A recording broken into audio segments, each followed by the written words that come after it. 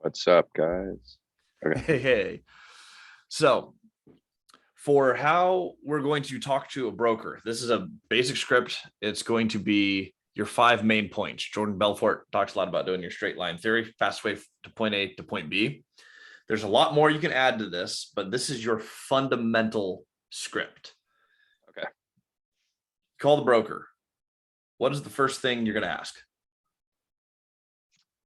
We're gonna ask about the property, about his listing.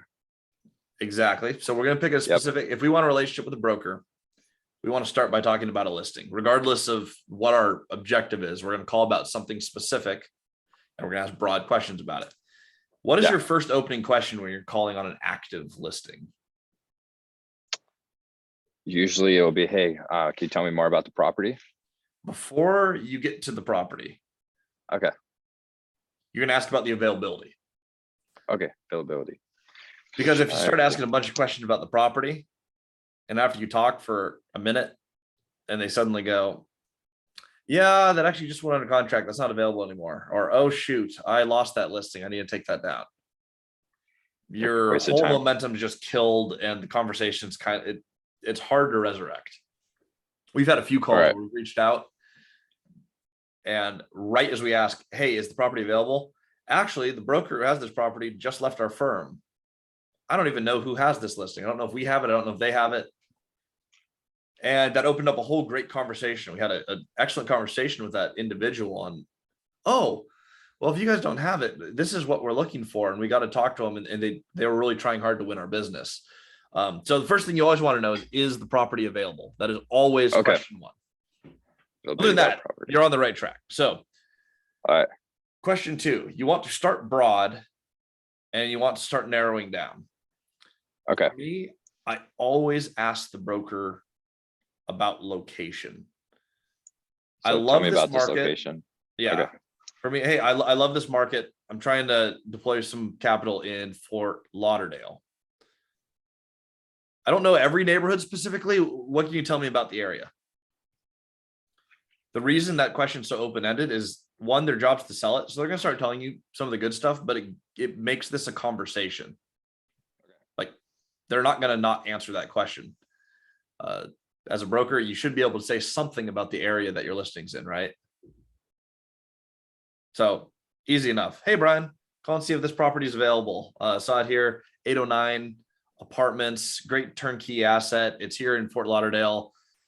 Love it. Love the size. Love the building. Confirm this is still available. Yeah, it's still available. Awesome. Love Fort Lauderdale. This is a market we're trying to expand in. What are your thoughts on the neighborhood? Easy conversational flow. Perfect. So this. He'll start telling you about the property 9 times out of 10. My next question, what do you not like about it? Right. They'll usually give you something. Sometimes they'll go, what do you mean? What do we not like about it? I think it's fantastic. Look at the pictures. Stickers are still on the windows, new paint. This thing's perfect. All right. But if you had to pick something, what would it be? I always ask that question twice because they usually give you a kind of a fluff answer.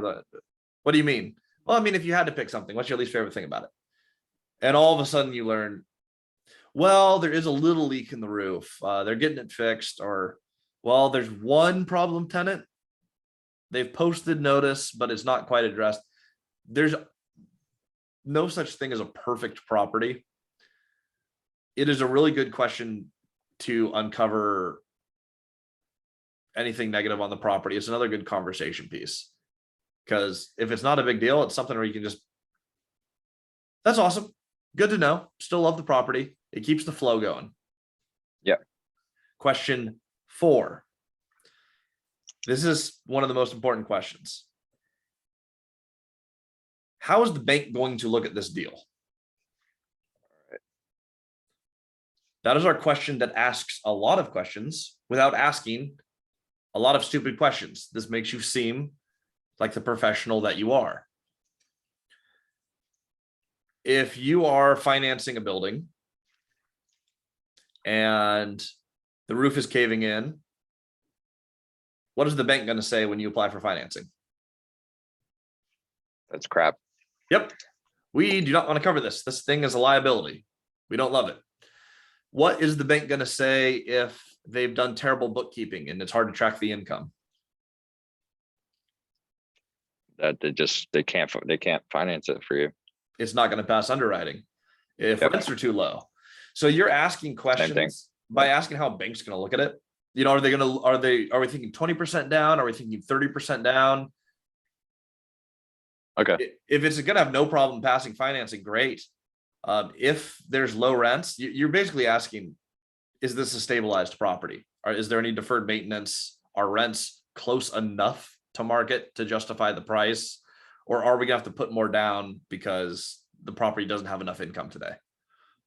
It's a really great question. It's a really technical question, and it saves you from asking a bunch of little questions. Yeah. Because I get annoyed if someone calls me, tell me about the roof. Tell me about unit 1. How's unit 2? How's you know, like, the more you can ask in a few questions, the farther you're going to get, and the more you're going to feel, it's going to feel like you are actually a professional in your space, capable of closing. Makes sense. Last question. Question 5. Is there anything else I should know about? This question is also clever. It's asking 2 questions. They are usually going to hear, is there anything else I should know about this property? Right? Yeah. Because you were just talking about the property. What you're really asking is there any other deals I should be looking at? Because you've established, I know what I'm doing. I'm capable of buying. I'm a professional in the space, right? You've communicated that. There's more that goes into it with tonality, but I mean, as far as basic framework, if you've done this well, they believe that you are a ready and willing buyer capable of taking out this property. Perfect. So 1, they might tell you some more stuff about the property they did not disclose when you asked about the area and what they didn't like about it. Well, there is one more thing, which is really good. But your follow-up is, well, what I actually meant was, are there other deals I should be looking at? Is there anything else on the market that you would be looking at in my position today? Your goal in these calls, if you're finding a property on LoopNet, everyone's looked at it. You can find a deal on LoopNet, but it's hard. They've typically been picked through. There's not a lot of great deals just sitting there on the market, ready to go. Yeah. So when you're calling in, what I really want to do is I want a relationship with that broker, and I want to be on the top of their list. Okay. An offer that will get a lot. Hey, we have a mailer that goes out. Do you want me to include you on your list? Do you want to receive notifications when you have stuff? I mean, yeah, lists are great. I'm on a lot of lists. How do I get to the top of your list? What do I need to do to be your first call? I'm ready to go. That's where I want to be with these brokers, because they're sending out deals to a lot of people. They have clients who they've transacted with, they know are good for it. I don't want to be on their mailing list where I see everything a couple days after it's listed, after they've already shopped it to all their clients. Perfect. I need them to know I am ready to go. We are ready to buy. I want to be the first one to look at your deals. And to the extent that you can create confidence in them that you are capable of transacting in this call, you're going to be higher up on their list. Sounds perfect. Yeah. So the important thing, go in with a clear target. My target is to form a relationship with this broker and convince them by my tonality and my line of questions that I am a professional in the space. I know exactly what I'm doing and I'm capable of closing on these. I'm going to ask the right questions. I'm going to come off like a professional. I want their deals. You do this a few times with a few good brokers, and suddenly you start getting sent actual deals that are actually good. That's better than what you find on CrackC and LoopNet. But if you're looking for a clear path, there's more you can add to that, but that is your straight line of you want to hit those points. Available, location, what don't you like about it, How is a bank gonna look at it? Is there anything else I should know about? That is perfect. Super About that straightforward. simple. Yeah. Yep. If you are looking to expand specifically into this market, it's also a great place to book a meeting. If they start talking other deals and you think this is the broker who can move you to the next level, I love your deals. I love what you're doing. You represent 5 of the properties that fit the description of what I'm looking for. Can we go get coffee? Set the hook. All right. I like it.